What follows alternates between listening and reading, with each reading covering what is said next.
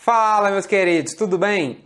Hoje a gente vai dar continuidade à aula sobre as alterações da amplitude do complexo QRS. Na parte 1, a gente fala sobre a sobrecarga de ventrículo esquerdo. Na parte 2, a gente vai focar em sobrecarga de ventrículo direito. Aqui a gente tem possíveis causas dessa sobrecarga e o que chama atenção é que o mecanismo principal para a formação dela é a hipertensão pulmonar. E o que vai acontecer? Esse ventrículo direito ele vai estar lutando contra uma pós-carga elevada, então ele vai precisar aumentar a força de contração, isso vai acabar fazendo com que ele fique hipertrofiado. Só que vocês se lembram que o ventrículo direito é de 2 a 3 vezes menor do que o ventrículo esquerdo? Então, para que a gente tenha uma alteração importante e que a gente consiga enxergar isso no eletrocardiograma, esse ventrículo direito vai ter que crescer muito. Ele vai ter que crescer pelo menos 2 a 3 vezes o seu tamanho para a gente enxergar isso. E aqui a gente tem aquela imagem que a gente já até viu na parte 1. E aqui a gente falava sobre o ventrículo esquerdo, que geralmente ele é o mais forte e acaba puxando o eixo da despolarização dos ventrículos para essa região. E aí V1, V2 veriam aquela onda negativa aqui, justamente porque é um estímulo que está se afastando deles.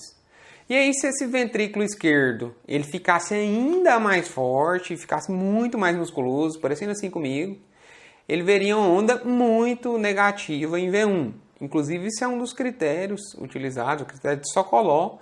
Ele avalia a amplitude da onda S em V1 e soma com outras ondas para poder chegar a uma definição, se existe ou não a sobrecarga de ventrículo esquerdo. Agora, na situação do ventrículo direito, quando ele começar a crescer, ele chegou aqui, a gente já viu isso, então ele se desenvolveu, aumentou, cansou de ficar humilhado ali pelo ventrículo esquerdo, ele aumentou e resolveu puxar esse eixo agora em sua direção, porque ele está muito mais forte. E o que V1 e V2 principalmente vão enxergar? Elas vão ver uma amplitude aumentada aqui agora da onda R. Então a gente vai ver uma onda R muito positiva em V1 e isso é o principal, o que chama muito a atenção para a gente pensar em sobrecarga de VD. Enquanto isso, V6 e V5, o que vocês acham que ele vai enxergar? Vai ver uma onda se afastando. Então você vai ver uma onda negativa aqui em V6 e V5. Isso é muito importante porque quando a gente conversar sobre os critérios de sobrecarga de VD, tudo se baseia nessa historinha que eu acabei de contar para vocês. Então vocês vão ver que geralmente tem relação com o aumento da amplitude em V1, V2 ou aumento da amplitude da onda S em V6, V5 e isso aqui é a explicação desses critérios. Aqui você vê, por exemplo, desvio do eixo para a direita. Esse coração ele está aumentando de tamanho e está desviando o eixo para a direita. Em adultos, maior do que mais 110. R maior do que 6 milímetros em V1. Por quê? Puxou o eixo, V1 agora começou a ver positivo. A relação RS maior do que 1 em V1. Isso significa o quê? Que a onda R é maior do que a onda S em V1. Isso não é normal. Se você se lembrar lá uma das primeiras aulas que a gente fala em progressão da onda R no plano horizontal, vocês se lembram que ela começa bem pequenininha e vai aumentando até V5 e depois ela cai um pouquinho em V6. Geralmente é dessa forma. Aqui, onda S em V5 maior do que 10 milímetros, então ela está vendo alguma coisa se afastar muito dela. Onda S em V6 maior do que 3 milímetros. R de V1 mais S de V5 ou V6 maior do que 10,5 milímetros. Inclusive, isso aqui foi um critério também criado lá no mesmo artigo de Sokolov e Lyon. E ele é o inverso do critério para a sobrecarga de ventrículo esquerdo. Não sei se vocês se lembram, mas o critério de sobrecarga ventricular esquerda é S de V1 mais R de V5 ou V6 maior do que 35 milímetros. Então aqui inverte justamente porque está indo em sentido oposto. O padrão strain, que agora é em V1, V2 ou V3, e a onda R de AVR maior do que 4 milímetros. Por que acontece? Como esse eixo agora está cada vez ele está desviando para a direita, eventualmente ele vai passar em alguma região que vai começar a se aproximar minimamente ali de EVR. Normalmente o estímulo ele se afastava totalmente, né? Olha esse eletrocardiograma aqui. Se vocês olharem, vamos calcular o eixo do eletrocardiograma para a gente jogar nos critérios. D1, ele está negativo. AVF positivo. O que significa isso? Vocês lembraram da aula do cálculo do eixo. A gente vai chegar no quadrante de mais 90, porque ele está se aproximando de AVF, e até mais 180, por conta que ele está se afastando de D1. Se a gente procurar a onda isodifásica, nós vamos ver que ela está em AVR. Quem que é perpendicular a AVR e que está naquele quadrante entre mais 90 e mais 180? Como a AVR aqui é menos 150, se vocês somar 90 graus, vocês vão chegar em 120, que é o D3, que é justamente a derivação perpendicular à AVR. E olha o tamanho da amplitude de D3 aqui, confirmando que esse eixo está se aproximando totalmente de D3, né? Então o eixo desse eletrocardiograma é em mais 120.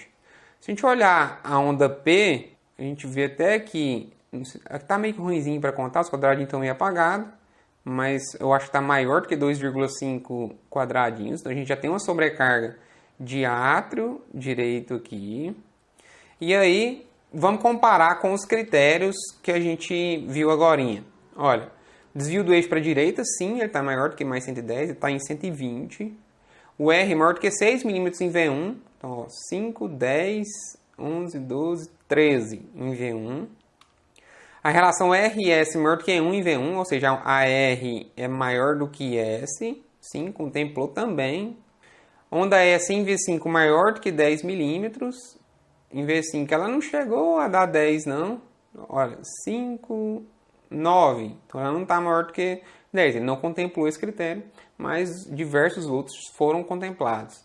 Maior do que 6, maior do que 3 milímetros em V6. Aqui deu certo. Pelo menos 5, 6, 7, 8. R de V1 mais S de V5 ou V6 maior do que 10,5 milímetros. Aqui só de olhar V1 já bate isso, porque aqui tem 5, 10, 11, 12, 13. Então já deu a soma só de olhar R de V1. Por isso que é tão importante. O que mais tem que chamar a sua atenção, se olhou para V1, você viu uma onda positiva, às vezes ele nem vai bater ali os 6 milímetros, mas você já tem que abrir o olho e pensar na possibilidade de uma sobrecarga de ventrículo direito. O padrão strain em V1, V2, V3 agora. Olha aqui, a gente pode ver o padrão strain em V1, V2 e V3 conforme os critérios. Se vocês olharem bem, vocês veem uma teia assimétrica, aqui convexo, o descenso lento, a ascensão rápida. Ele bate os critérios para padrão strain em V1, V2 e V3. E R de AVR maior do que 4 milímetros. Olha aqui, aqui já tem 5 milímetros. Tá batendo. Então pegou vários critérios, aqui é um caso de hipertensão pulmonar, então ele conseguiu se encaixar em vários, nem sempre vai ser assim, né? Mas o que a gente tem que levar é sempre olhar, por exemplo, o V1 olhou, pensou nisso, de que uma R ampla aqui, a gente tem que chamar a nossa atenção para pensar sobre sobrecarga ventricular direita no caso. E existem situações de aumento da amplitude da onda R em V1 e V2 sem ser a sobrecarga? Sim, existem. Isso vai chamar a nossa atenção, mas nós temos que lembrar que existem outras possibilidades para isso. Por exemplo, a cardiomiopatia hipertrófica septal, então esse septo interventricular está aumentando demais e aí ele vai acabar puxando um pouquinho o eixo para cá. V1, V2 vai enxergar isso. A pré-excitação ventricular, que a gente conversou na última aula, então dependendo da região onde tiver a via acessória, ela pode estimular uma região em que o estímulo vá em direção a V1. E aí você vai ver um V1 positivo. O deslocamento do coração para a direita. Então a gente pode ter alguma situação, por exemplo, pneumotórax, uma telectasia, em que a gente teve a tração ou o coração foi empurrado para outro local e agora V1 e V2 estão vendo a atividade do ventrículo esquerdo. Eu vou mostrar uma imagem e vai ficar melhor. Como eles estão vendo o ventrículo esquerdo, eles vão ver onda muito positiva.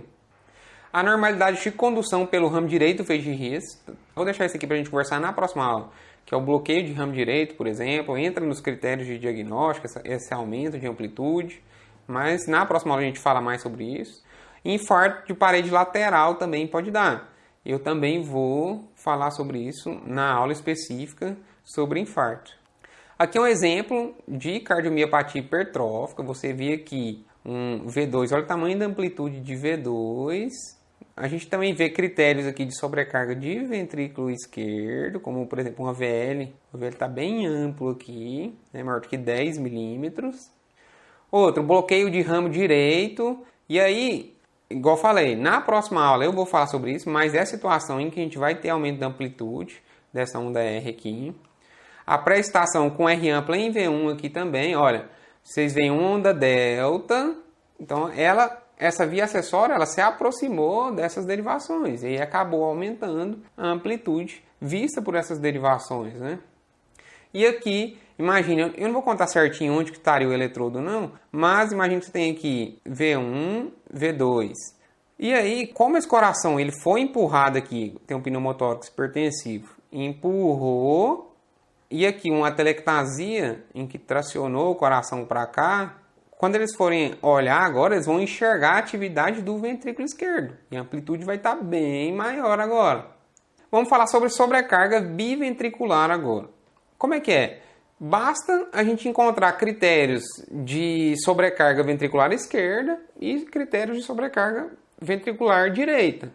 O mais comum da gente achar, às vezes assim, é o QRS difásico amplo, maior do que 50 milímetros. Então ele é difásico, ele tem tanto onda positiva, onda negativa. Nas precordiais intermediárias, quem são essas? V2, V3, V4, que é chamado fenômeno de Katz-Wachtel. Eu vou mostrar para vocês no próximo slide. O eixo desviado para a direita, que sugere um aumento do ventrículo direito. Cornell só coloca, vai mostrar sobrecarga de ventrículo esquerdo. E sobrecarga de átrio direito, que pode ser secundária a uma sobrecarga do ventrículo direito. Olha aqui nesse eletrocardiograma. Se a gente for olhar a onda P, vocês veem que a gente tem sobrecarga de átrio direito. Olhar em V1, nós temos o índice de Morris aqui, ou seja, sobrecarga de átrio esquerdo também. Aqui tem aquele fenômeno de Katz-Wachtel que é muito interessante e muito útil para a gente. Por quê? Ele nos dá a possibilidade de dar diagnóstico de sobrecarga biventricular olhando apenas uma derivação. Ele pode geralmente estar ali ou V2, V3, V4. Ele tem uma onda difásica maior do que 50 milímetros. Então, olha aqui, ó. Aqui tem 1, 2, mas vamos contar aqui, ó. 5, 10, 15, 20, 25, 30, 35, 40, 45, 50. Então, tem mais.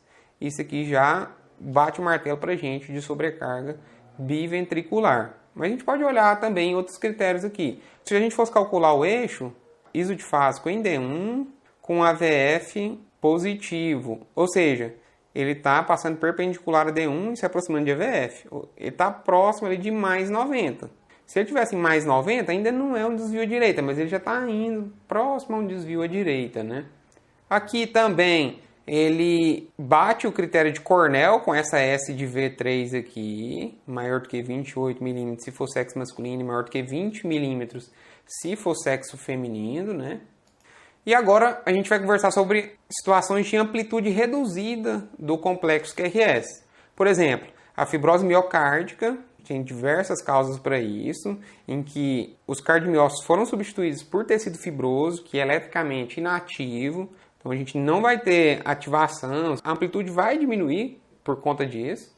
E quando o coração está afastado por alguma razão ali do eletrodo, tem alguma coisa entre os dois que está dificultando a detecção dessa energia elétrica. Por exemplo, paciente muito obeso, então tem muito tecido adiposo entre o eletrodo e o coração, mamas volumosas, um derrame pericárdico, o coração está dentro do derrame ali, então vai diminuir a amplitude. Doenças pulmonares, por exemplo, um derrame pleural volumoso também. E como a gente determina se a gente tem essa amplitude reduzida? Se o complexo QRS ele for menor do que 5 milímetros no plano frontal e menor do que 10 milímetros no plano horizontal. Olha esse eletrocardiograma aqui. Se a gente olhar no plano horizontal, aqui em V1, vocês vão contar, olha, 1, 2, 3 quadradinhos. Ele tem que ser o quê? Menor do que 10 milímetros no plano horizontal para ter amplitude reduzida. Então ele está muito longe ainda de 10. Então é uma situação de diminuição da amplitude do complexo QRS. Isso aqui se deu por conta de uma obesidade mórbida. Então tem muito tecido adiposo entre o eletrodo, coração. E aí a gente vê esses QRS pequenininhos. Outra situação, amiloidose cardíaca. Você vê que também diminuição no plano horizontal, se a gente for olhar, bem pequenininho, menor do que 10. E por que acontece isso? Tem depósito de material amiloide, então tem fibrose ali no meio, também tecido eletricamente inativo e ele não vai ter atividade elétrica, ou seja, não vai ter captação e a gente vai ter essa amplitude reduzida. Aqui nesse eletrocardiograma a gente tem uma situação muito legal para a gente aprender, importante, que é uma situação de derrame pericárdico. Esse paciente tem sinais de tamponamento cardíaco e olha esse eletrocardiograma que legal. Eles deram um zoom aqui em V4 e você vê um complexo QRS positivo aqui. De repente ele fica quase isodifásico, ele volta a ficar positivo, depois ele fica mais negativo, depois ele volta a ficar positivo. E o que justifica isso? Como a gente tem um derrame pericárdico, esse coração está dentro de uma região cheia de líquido agora. E quando ele vai batendo, ele vai modificando o seu eixo. E aí, a cada batimento, a derivação está enxergando ele em um eixo diferente. Isso é uma situação chamada de swinging heart. Então, o coração está dançando lá dentro, ele não está fixo em uma só posição. E isso justifica essa alternância elétrica. Cada momento ele está batendo de um jeito, numa posição diferente. E é isso, pessoal, por hoje. Na próxima aula, a gente vai conversar sobre as alterações da duração e orientação do complexo QRS. Dessa aula, eu quero que vocês guardem basicamente aquilo que eu conversei com vocês sobre lembrar que a gente vai suspeitar bastante da sobrecarga de ventrículo direito quando a gente tiver uma amplitude aumentada em V1. Às vezes você olha a onda P pode te ajudar, mostrando também uma situação de sobrecarga de átrio direito. E aí você pode, eventualmente, se tiver na dúvida, tiver meio limítrofe, lançar mão de outros critérios, né? Aqui estão as referências. Se você gostou da aula, deixa o like, se inscreve no canal, comenta. E é isso aí. Até a próxima, pessoal. Um grande abraço.